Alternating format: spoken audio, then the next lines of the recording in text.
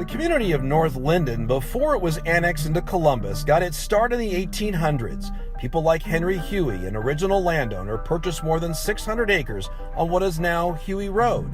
Then came George Swain Innes, another major landowner whose property sat on what is now Innes Road.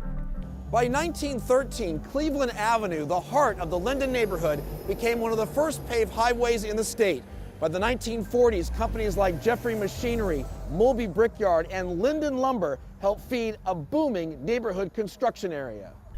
Those who grew up here give credit to two men for instilling pride in North Linden, Clarence Lumpkin and George Walker. Mr. Lumpkin was the mayor of Linden. I mean, he did set the tone. He had high expectations, not only for his own children, but he had high expectations for all of us. Dr. Gene Harris grew up here and later became the 19th superintendent of Columbus City Schools.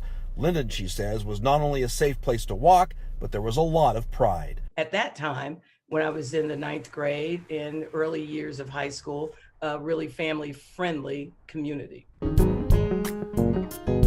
In the heart of Linden is New Salem Baptist Church on Cleveland Avenue. Our family actually moved here in 1976. It was at the height of busing in Columbus. Desegregation allowed black students the opportunity to attend predominantly white schools. For Adam Troy, that school was Brookhaven High School. The teachers were known, the basketball coaches were known, and certainly the students were known at that time. And it was just a really culturally satisfying place. For his older brother Keith, the church was his life.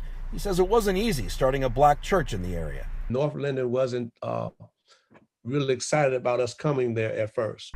Pastor Troy said someone tried to send him a message one Easter morning. And all the glass doors had been broken out, as well as on the door handles were little black dials, African dials, to kind of send the word to us we weren't welcome.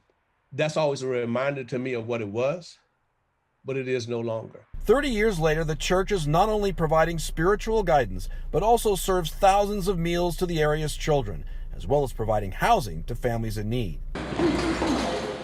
The neighborhood also produced heavyweight boxing legend Buster Douglas and the city's first black fire chief, Ned Pettis.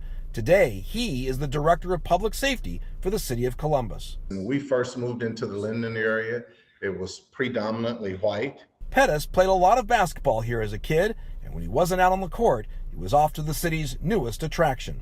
Northern Lights was the shopping center. By the 1960s, he says, the neighborhood began to change. Linden McKinley High School went from being predominantly white to being predominantly black. I remember there were protests and even civil disturbances. By 1973, racism reared its head.